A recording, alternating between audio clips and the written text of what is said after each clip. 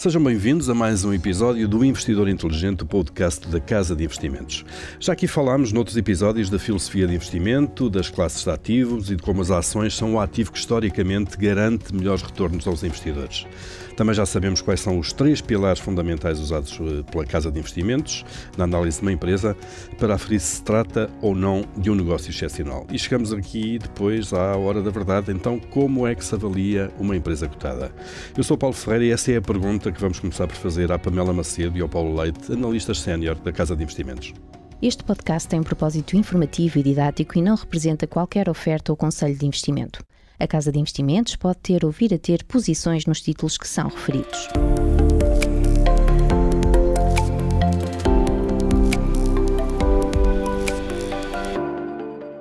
Paulo, Pamela, sejam bem-vindos. Então, vamos lá então olhar para aqui, para o método utilizado, a forma correta, se quisermos, para avaliar uma empresa.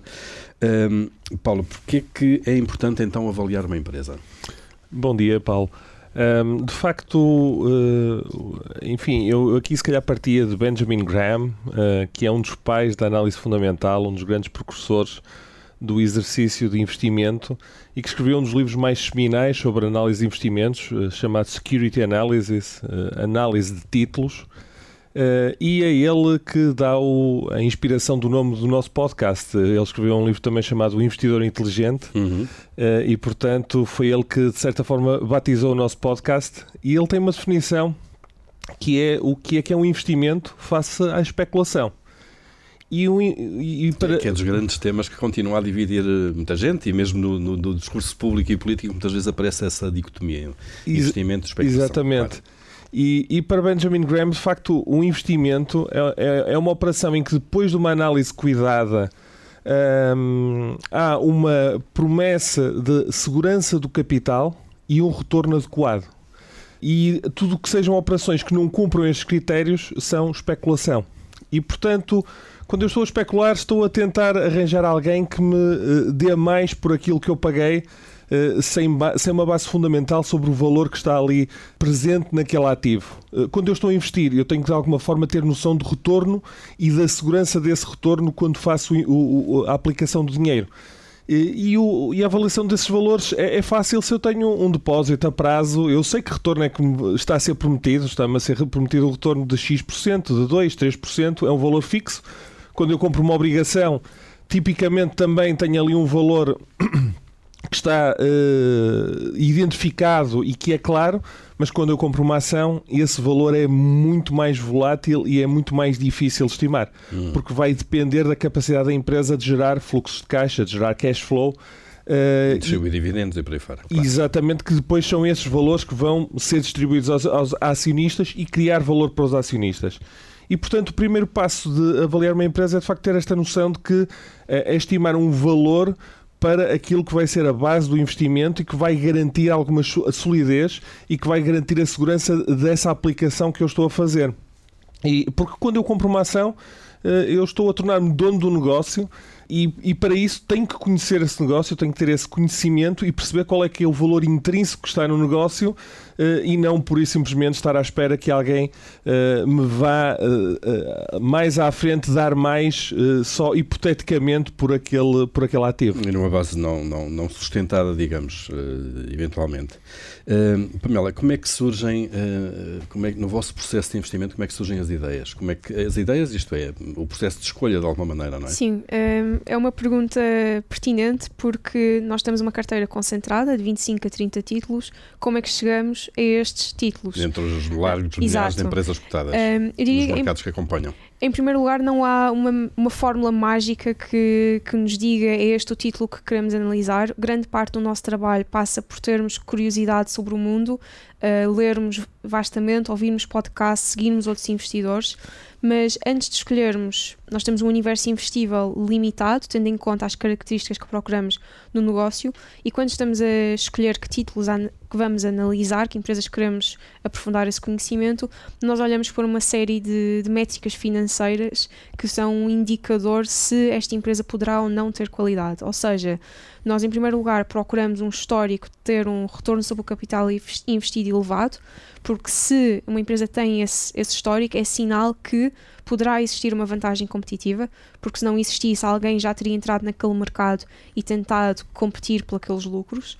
Em segundo lugar, procuramos empresas com balanços fortes, que acreditamos que aumenta a nossa margem de segurança quando investimos num título e traz flexibilidade à empresa. Procuramos empresas que tenham um track record de crescimento orgânico, porque é um sinal que essa empresa opera num mercado em crescimento. Procuramos empresas também que tenham boas rentabilidades, boas margens e boa geração de cash flow, que conseguem financiar o seu próprio crescimento sem recurso à emissão de ações nem emissão de dívida para o fazer. Ou seja, e depois com base nisto reduz significativamente o universo investível. Aplicam-se os filtros, no fundo, a esses indicadores. Claro. E escolhemos as empresas para ir aumentando conhecimento ao longo do tempo. E a partir daí, de facto, depois desenvolve-se outro processo. Selecionada ou feita essa primeira triagem, ficam ainda, imagino, com umas dezenas, sendo otimista se calhar, com umas dezenas de potenciais empresas a investir, e depois a partir daqui tem que se entrar no estudo da empresa, Paulo. Exatamente. E antes de entrar no estudo de uma empresa específica, temos que entrar no estudo do setor. Temos que perceber muito bem como é que opera o setor, um determinado setor, quem são os concorrentes, quem são os atores nesse setor, perceber como é que os concorrentes interagem entre si, as dinâmicas competitivas, como é que se relacionam com os fornecedores, como é que se relacionam com os clientes, quais são os produtos. Se eu estudo uma empresa como a Apple, eu tenho que ter a noção de qual é o valor dessa marca para os seus clientes, a relação que os clientes têm com a marca, e isso é um elemento essencial, e depois dentro de todo a estrutura competitiva do setor. Isto é um processo ao mesmo tempo qualitativo e quantitativo, porque eu tenho que aferir de vários elementos informacionais que caracterizam a empresa, caracterizam os seus concorrentes, para depois conseguir exprimir isto em números, para concretizar isto em termos quantitativos. E depois, aí sim, partimos para a análise específica da empresa, em que temos que perceber a sua cultura, o seu modelo de negócio, a sua equipa de gestão, a sua proposta de valor, e então aí sim estudar especificamente o que é que difere nesta empresa das outras empresas e porque é que ela pode ter ou não perspectivas melhores ou piores. Ou seja, se na primeira fase, na aplicação dos filtros, estamos claramente num reino de objetividade, em que os números mandam, aqui começamos a entrar com alguma subjetividade, certo? Avaliações qualitativas que não são traduzíveis muitas vezes em números. Neste processo todo, depois Pamela, quais são os fatores mais importantes que vocês começam de facto a analisar? Acho que o que o Paulo disse é extremamente importante, conhecer o setor porque muitas vezes são setores novos que nós não conhecemos, e antes de escolhermos, nós podemos ter um feeling de qual é que será a melhor empresa, com base nos dados financeiros que observamos, mas analisar o setor permite-nos depois escolher a que aparenta ser a líder naquele setor. E após escolher a tal empresa líder, nós queremos tentar saber tudo sobre aquela empresa, como é que ela começou, como evoluiu, o que é que a diferencia, quem a gera e quais são as suas motivações. Nós dedicamos muito tempo a perceber se este negócio cumpre ou não os tais 3 pilares que gostamos de ver numa empresa. Se tem ou não uma vantagem competitiva forte e durável, que é efetivamente algo que a protege da concorrência. Por exemplo, se imaginarmos a LVMH, o valor das suas marcas, o facto de serem marcas centenárias, é algo muito difícil dos concorrentes replicarem. Depois queremos saber se estes normalmente são negócios bastante rentáveis, ou seja, é muito importante ter uma equipa de gestão capaz e honesta, porque essa equipa de gestão vai ter um papel muito importante na alocação de capital, e se essa alocação de capital a longo prazo aumenta a vantagem competitiva e cria valor para os acionistas. E por último, podemos ter um negócio excepcional, mas que não tem oportunidade de crescimento, ou seja, é muito importante a empresa conseguir crescer, porque sem crescimento não há criação de valor, ou seja, queremos saber em que mercado é que se insere, se a empresa tem ou não oportunidades para aumentar esse mercado endereçável. Ou seja, são vários os pontos que procuramos escrutinar para identificar se é ou não um bom negócio e se esse negócio consegue compor retornos a longo prazo. E eu acho que uma vantagem competitiva que temos na casa é o facto de termos uma carteira concentrada, e o nosso pelo facto de estarmos à procura de negócios excepcionais e não existirem assim tantos no mundo, o nosso trabalho, as pessoas imaginam este processo de análise um bocado como um checklist.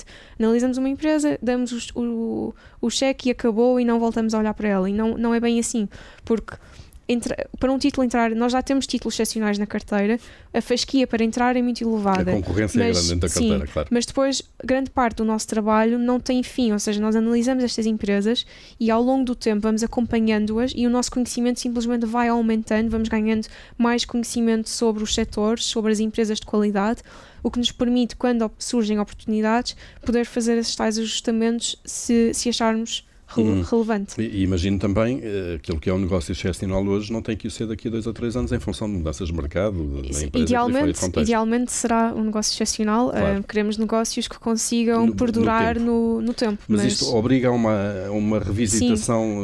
Mas as empresas não são estáticas e competem em mercados competitivos e vivemos num mundo capitalista, ou seja, as empresas têm que estar sempre a reinventar-se para se manterem relevantes. Claro. E transformam-se ganhando muitas vezes valor. E eu dei há pouco o exemplo da Apple.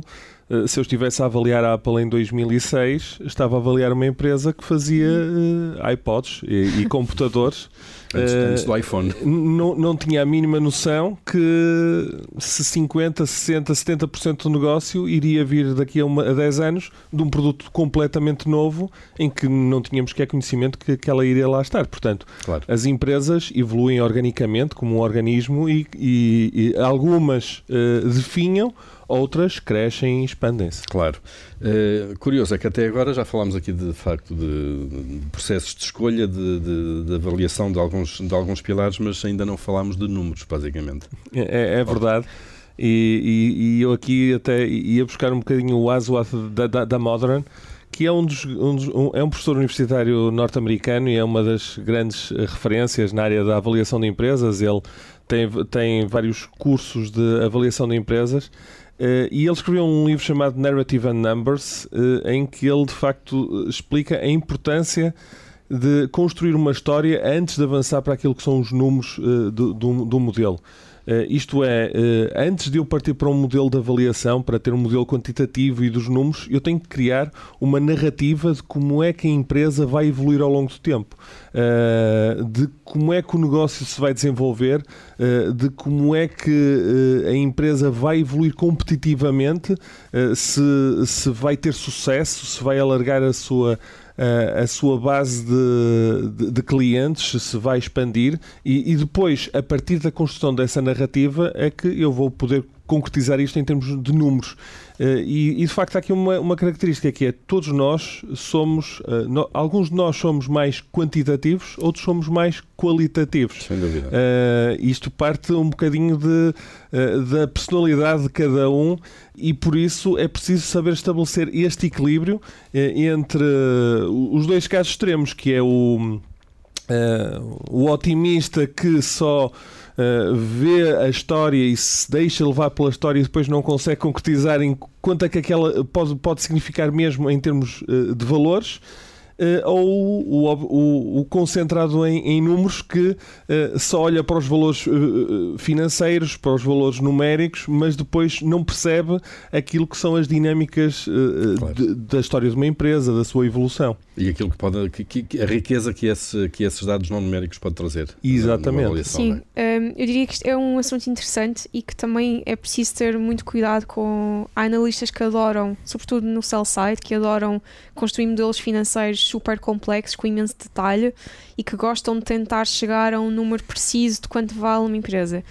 E, na minha opinião, isso é utópico, porque é impossível determinar quanto uma empresa vale exatamente, e os modelos podem criar uma falsa sensação de segurança, porque o resultado do modelo, o output do modelo, depende da qualidade dos inputs que podemos introduzimos naquele modelo.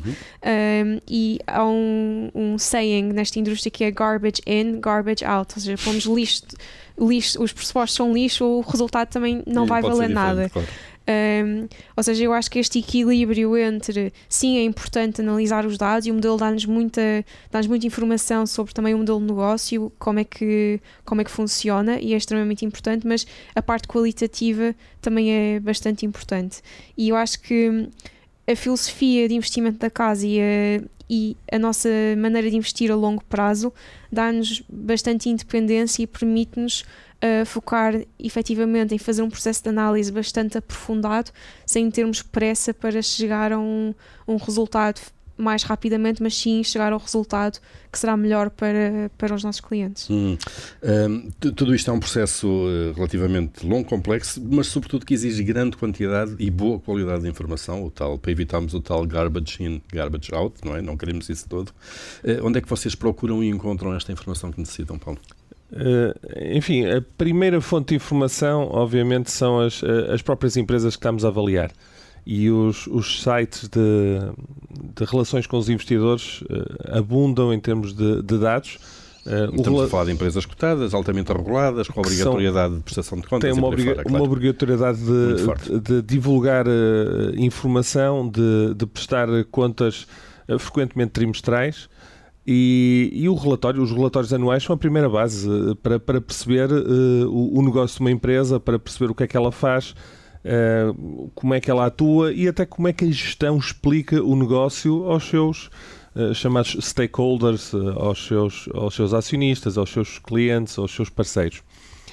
Mas depois, nos sites das empresas há uma informação enorme em termos de relatórios de gestão, em termos de apresentações, Investor Days em que as empresas apresentam o negócio de forma mais detalhada, mais cuidada. Temos as transcrições ou os áudios das conferências de apresentações de resultados, que são muitas vezes uma forma do management de facto comunicar e que até às vezes a própria linguagem corporal, a forma como as coisas são ditas é importante e permitem inferir o conforto ou não que podem ter em relação a determinadas afirmações.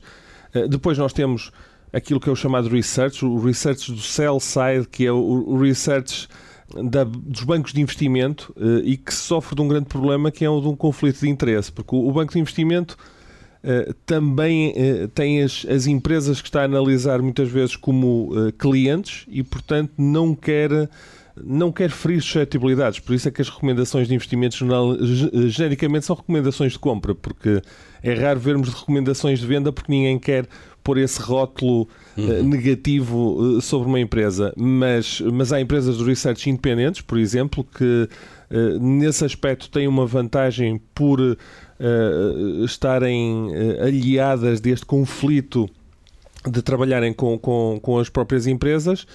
Depois analisar tudo aquilo que é informação nos mídias, das entrevistas que a gestão dá, de análises de especialistas, de peritos do setor, livros. Há montes de empresas e quando analisamos aqui algumas empresas falamos dos livros que contam a sua história e que perceber a sua evolução e a sua cultura.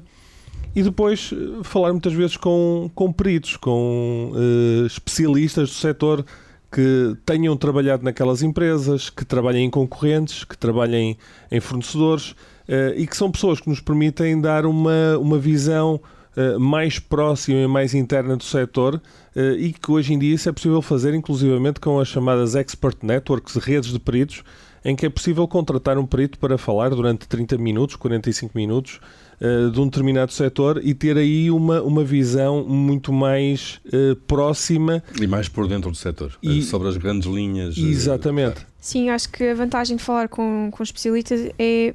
O Phil Fisher falava muito do método Scuttlebutt, que implicava procurar várias fontes de informação e falar com suppliers, com clientes para perceber melhor o negócio. E, efetivamente, a vantagem de usar um Expert Network é obter a perspectiva de alguém que já trabalha, que tem experiência no setor, que tem experiência na empresa e permite-nos afiar a nossa tese de investimento e testar os nossos pressupostos, ouvir opiniões contrárias e perceber melhor, muitas vezes, a cultura da empresa. Por isso acho que é uma mais-valia no nosso processo de análise. Um dos pilares que gostam e que analisam sempre é da equipa de gestão. Há acesso às equipas de gestão destas empresas, estamos a falar de empresas muitas vezes, a maior parte das vezes, cotadas nos Estados Unidos e sediadas lá, e havendo este acesso, isto é positivo ou negativo?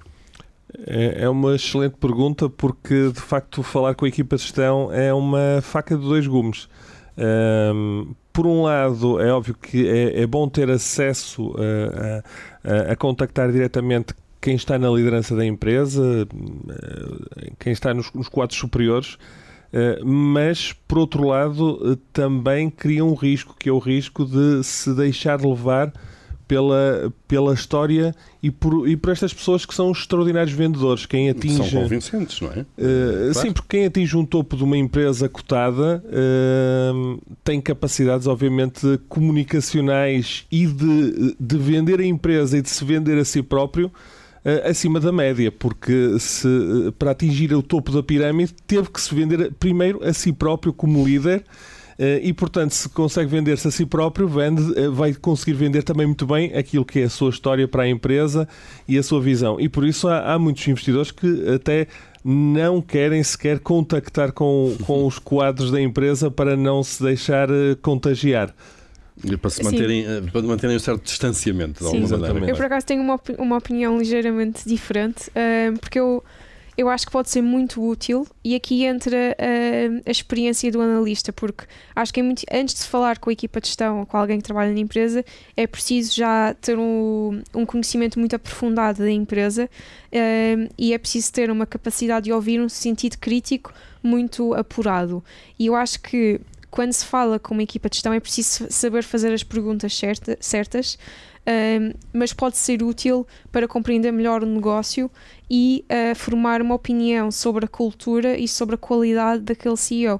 E é algo muito subjetivo, porque muitas vezes podemos conhecer alguém e o negócio até pode ser excepcional, mas há qualquer coisa ali que só falando, porque isto é tal como as pessoas investem na casa, nós estamos a investir em negócios, é algo humano, e quando temos aquele contacto com os humanos que estão a gerir, as pessoas que estão a gerir aquela empresa, pode suscitar em nós alguma coisa um feeling que não é certo. E eu sei que não é muito subjetivo e não é quantitativo, mas é algo que efetivamente acontece e que eu acho que é um bom test, um judge of character. Claro, e pode vir daí um acréscimo de informação que de outra forma não teríamos. Bom, isto Mas atenção que quando falamos de empresas, acho que é importante referir, é sempre informação, só podemos falar de informação pública. Certo, nem as obviamente. equipas de gestão, nem os analistas podemos tentar. Hoje em dia a informação está amplamente disponível, claro, e nenhuma empresa pode fornecer informação que não é pública. Porque há regras muito fortes, exato, sobre isso, para prevenir o inside trading e o abuso da informação privilegiada. E por isso é que cada vez mais hoje em dia a informação está ao dispor de toda a gente, e a capacidade de analisar e ter o temperamento certo é essencial de quem avalia as empresas. Sem dúvida. Esse é um ponto importante. Este é um processo detalhado, de minúcia, já percebemos. Como é que vocês mantêm depois então o fio condutor da história? Até porque, como a Pamela acaba de dizer, a informação disponível é tanta que depois convém começar a selecionar. Sim, acho que muitas vezes é muito fácil perder-se no meio de ter o problema de excesso de informação e perder-se no meio de tanta informação e tantos dados financeiros. E muitas vezes... Estamos a falar sempre sobre uma empresa. Sim, sobre uma empresa. Claro. E muitas vezes vamos à procura, não temos a convicção e vamos à procura de mais informação, mas assim, mais informação não se traduz necessariamente em mais conforto não nos ajuda a compreender melhor o negócio. Ou seja, eu acho que é super importante às vezes fazer um zoom out e ter um guião mental, ou seja, uma série de perguntas, um checklist que nos ajuda a conduzir o processo e que nos ajuda a compreender melhor o negócio. E efetivamente o Morgan Housel uma vez explicou que o investimento é das poucas áreas onde mais horas de trabalho nem sempre resultam no melhor resultado. Mas aqui eu fazia a diferença entre mais trabalho a nível de estar à procura de mais informação e de ler mais coisas sobre a empresa, e o tempo de reflexão. Acho que muitas vezes nós podemos analisar uma empresa e não ter uma opinião forte, e aí o tempo de reflexão é super importante, porque deixar aquilo um bocadinho a marinar e ir fazer outras coisas, olhar para outras empresas, mas temos sempre aquela empresa presente na nossa cabeça, e o tempo ajuda a ter uma opinião mais clara daquele negócio. Deixar marinar, às vezes de alguma maneira. Paulo, há pouco já disse que uma das principais fontes de informação são obviamente as informações obrigatórias, relatórios e contas, relatórios financeiros da própria empresa. Vocês olham para aquilo, obviamente, começam seguramente também por aí.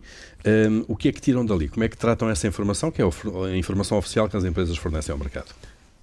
Claro, a informação financeira vai ser a base depois da construção do modelo, da construção de toda a parte quantitativa do processo de avaliação. Mas hoje em dia nós sofremos também de um problema que é os resultados ajustados e a forma como as empresas gostam de muitas vezes contornar a realidade, gerando realidades alternativas e próprias. E nós hoje em dia, todas as empresas gostam de reportar números ajustados que não cumpram as normas contabilísticas. Até tivemos um caso tristemente célebre de uma empresa que tinha um community EBITDA, que é um conceito que eu não faço a mínima ideia do que é que pode significar. Não vem nos manuais de contabilidade, certamente. Exatamente, mas as empresas gostam de... E tipicamente o processo é sempre... excluir custos, porque excluir custos ajuda sempre a apresentar melhores números, e uma das rúbricas até que tipicamente é excluída pelas empresas é a chamada o Stock-Based Compensation, que são os custos associados à remuneração de trabalhadores, de colaboradores, de quadros de gestão, por ações, por opções, por ações da própria empresa. Que não é um custo, não é uma saída de dinheiro no momento, mas a empresa está a atribuir ali um valor que tem valor monetário hoje e que deve ser contabilizado como um custo efetivo que a empresa está a ter. Assume responsabilidades. Exatamente, a empresa está a assumir uma responsabilidade perante os seus colaboradores que, se as coisas correrem bem, então vai-lhes entregar determinadas ações, determinados direitos. E é preciso aqui ter é preciso ter bons conhecimentos da parte contabilística para conseguir depois destrinçar aonde é que a contabilidade falha em refletir a realidade económica, porque os padrões contabilísticos têm vindo a evoluir ao longo das décadas. Muitas vezes o esforço e a tentativa é de os aproximar daquilo que é a realidade económica, mas muitas vezes eles também se distanciam e também não são um bom reflexo daquilo que é a realidade económica do negócio. Isto é, eu posso estar a amortizar uma máquina contabilisticamente em 5 anos, mas se calhar ela vai me durar 10. E, portanto, a mim o que me interessa é quando é que eu vou ter que comprar uma máquina para substituir aquela. E por isso é preciso ter uma noção muito clara de até onde é que a contabilidade reflete de facto aquilo que é a essência do negócio. E depois trabalhar esses números. Obviamente nós não temos a informação toda específica da empresa, temos que fazer uma análise, enfim, estimar de forma educada aquilo que podem ser os valores, para depois conseguir entrar no modelo, construir um modelo com números que sejam realistas e que principalmente reflitam aquilo que é a realidade, porque a mim o que me interessa é incorporar os custos que eu vou ter ao longo do tempo para deixar o negócio crescer, para deixar o negócio evoluir de forma natural. Claro, até porque quando há uma divergência grande entre aquilo que os números dizem e a realidade por regra para as impõe-se. Exatamente. O Excel aguenta tudo, como se costuma dizer. E consideram que a avaliação por múltiplos, que é tão usada, o PER é um indicador, se calhar, dos mais usados na Bolsa do Mercado de Capitais. Como é que vocês olham para esta avaliação por múltiplos? A avaliação por múltiplos, se eu uso cegamente só uma avaliação por múltiplos de mercado, eu não estou a avaliar, eu estou a apressar. E isto é um bocadinho parecido com... E aí é como no imobiliário. No imobiliário fala-se muito dos preços por metro quadrado, e neste bairro o preço por metro quadrado é X e, portanto, um apartamento com 100 metros quadrados vale tanto. Mas aí eu estou, por isso, simplesmente a aplicar um preço de mercado e a projetar esse preço de mercado noutros ativos. Mas, tal como no imobiliário, eu posso ter dois apartamentos que estão na mesma rua, lado a lado, e que podem ter justificações de valores completamente diferentes, porque um tem elevador, outro não tem elevador, um tem uma construção melhor, outro tem uma construção de menor qualidade, um tem as áreas dispostas de forma mais apetecível, o outro tem uma utilização de espaço menos razoável. Portanto, mesmo na mesma rua, eu posso ter justificações para preços por metro quadrado diferentes. E nas empresas essa complexidade aumenta tremendamente. Não há duas empresas iguais e dentro do mesmo setor eu posso ter uma empresa que tem um múltiplo E podemos usar aqui, por exemplo, um múltiplo o chamado price earnings, o múltiplo preço sobre os resultados da empresa. Eu posso ter um múltiplo de 10 vezes, que é um múltiplo caro, e posso ter um múltiplo de 30 vezes, que pode ser um múltiplo barato. Porque, no final, aquilo que é um múltiplo justo vai depender essencialmente da capacidade que a empresa tem de crescer e dos retornos de capital que ela gera nesse processo de crescimento. Isto é, se eu consigo crescer sem ter que investir muito e tenho um retorno elevado, isso vai-me permitir compor valor de uma forma extraordinária, vai-me permitir multiplicar consideravelmente e capitalizar esta criação de valor de uma forma que me vai justificar um múltiplo mais elevado. Portanto, olhar só para os múltiplos de forma cega não produz bons resultados, e não é um processo de avaliação, é um processo pura e simplesmente de comparar preços de mercado sem estar subjacente aos fundamentais. E por isso, quando nós olhamos para múltiplos, temos sempre que ter a noção de que, associado a um múltiplo, há pressupostos de crescimento, de margens, de retornos de capital que estão ali implícitos. E são esses valores que nós temos que considerar e que temos que avaliar. E, aliás, há aqui um aspecto que também é bastante importante. O processo de avaliação de uma empresa, muitas vezes, é exatamente nós alimentamos um modelo financeiro e queremos chegar a um valor final, a uma estimativa daquilo que é o valor da empresa. Mas muitas vezes é proveitoso fazer o inverso, que é pegar naquilo que é o preço de mercado de hoje de uma ação e fazer aquilo que é um modelo inverso de o que é preciso eu colocar em termos de crescimento, em termos de margens, em termos de retornos de capital para justificar este preço. Claro. E perceber até que ponto é ou não realista aquilo que está incorporado, é otimista ou é pessimista aquilo que está incorporado no atual preço de mercado. E, portanto, isto nunca é um processo linear de construir um modelo, construir os pressupostos e depois chegar a um valor e dizer chegamos aqui a um valor específico e claro arredondado a 2 casas decimais e a partir daqui vamos comprar ou não abaixo deste preço. É um processo de perceber o que é que está incorporado nas expectativas de mercado, o que é que está incorporado no preço e depois aproveitar as ocasiões em que o mercado de facto apressa os ativos de forma mais pessimista, em que aquilo que são os pressupostos que ali estão incorporados são de facto mais negativos. Claro. Portanto, os rácios são um indicador importante, mas só mais um indicador em todo o vosso processo de análise. Portanto, não há aqui números sagrados, de alguma maneira, que vos levem a decidir logo sim ou não o investimento. Feita essa análise toda, então depois chega o momento da verdade, que é investir ou não investir, depois dessa análise toda naquela empresa, Pamela. Como é que se decide então se aquele título entra na carteira ou não? Após avaliar um título, o título é discutido em comitê de investimentos e muitas vezes é discutido várias vezes o mesmo título, porque, volto a dizer, isto não é um processo de avalia-se a empresa e chega-se ao fim e toma-se uma decisão de compra ou venda. Não é isso que nós fazemos. Nós temos um universo investível e queremos saber o máximo possível sobre aqueles negócios, que são todos negócios de qualidade, e chegar a um conjunto de 25 ou 30 empresas que achamos os melhores, o que não implica que não olhamos para outras para ir aumentando o nosso conhecimento. A decisão se um título deve entrar ou não em carteira leva em conta a qualidade do negócio, a solidez do seu balanço, a nossa margem de segurança e os tipos de riscos ou características que o negócio pode trazer para a nossa carteira. O nosso objetivo é investir ter uma carteira concentrada de 20 a 30 títulos com elevada qualidade. E a essência da nossa filosofia é saber o máximo possível sobre cada empresa em que escolhemos investir, e é impossível atingir este grau de conforto ou conhecimento se fôssemos forçados a investir num portfólio com centenas de nomes. Ou seja, um outcome natural da nossa filosofia é termos uma carteira concentrada. Que vos permita um estudo permanente, claro, e também profundo de cada não há título.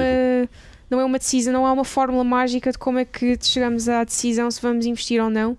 Depende muito do conforto que temos com o negócio, se achamos que é um negócio que faz sentido naquela carteira, que tipo de características traz, se é um negócio mais defensivo, se é um negócio com um perfil mais cíclico.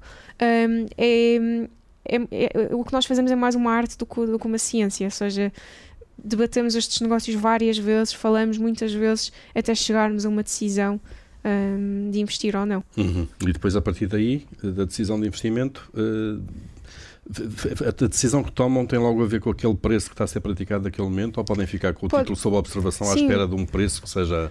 Às vezes pode ser uma questão de preço, às vezes pode ser não temos confiança suficiente sobre um dos pilares, ou seja, podemos ter alguma questão sobre a sustentabilidade do mote, podemos ter alguma dúvida sobre a cultura ou sobre a equipa de gestão. Podem ser vários títulos, várias razões que nos levam a pôr um negócio numa watchlist ou deixá-lo de parte e simplesmente ir acompanhando esse negócio ou para ganhar mais conforto ou à espera de um preço melhor. Porque é sempre um custo de oportunidade entre aquilo que temos em carteira e aquilo que está sob observação. Claro. E até porque há aqui um elemento importante que é um dos pontos do nosso processo de investimento é ter margem de segurança. Isto é, ter uma folga entre aquilo que é a nossa estimativa de valor e aquilo que é o apuramento a que chegamos em termos de valor de uma empresa. E essa margem de segurança vai depender também exatamente da qualidade do investimento, até que ponto é que o investimento tem características que suportam a ideia de investimento, que garantem os cash flows, e isso de facto eu consigo estimar com bastante... se os cash flows são estáveis, claro. se são mais seguros, eu posso de facto se calhar até usar menos margem de segurança, enquanto que em empresas mais voláteis se calhar eu vou exigir uma margem de segurança mais elevada. Lições a reter depois desta vossa longa lição sobre o método de análise de títulos e o como investir, é que portanto, não há aqui uma ditadura do Excel, digamos assim. Portanto, os números são muito importantes, mas não são tudo. E depois há aqui um processo muito complexo de verificação de uma série de critérios, a sensibilidade pessoal do analista e depois o debate em comitê de investimento é muito importante para chegar a uma conclusão. Portanto, isto não é só chegar, meter uns números no Excel e esperar que aquilo atire uns números. Muito bem, estamos a chegar ao fim deste episódio do Investidor Inteligente, onde mergulhámos de facto aqui sobre este método de avaliar uma empresa cotada. Há livros, há referências bibliográficas que nos queiram deixar sobre este importante tema? Claro que sim. Eu diria que qualquer pessoa que esteja interessada em avaliação de empresas, se for ao Google e procurar Best Books on Valuation, vai logo encontrar uma excelente... Fica com uma biblioteca. Uma excelente biblioteca. Mas há de facto algumas referências. Aquilo que hoje em dia, se calhar, o livro mais reputado e mais aprofundado em termos de todo o processo é se calhar o Valuation, escrito por vários partners da McKinsey, do Tim Coller, do Mark Goddard e David Wessels.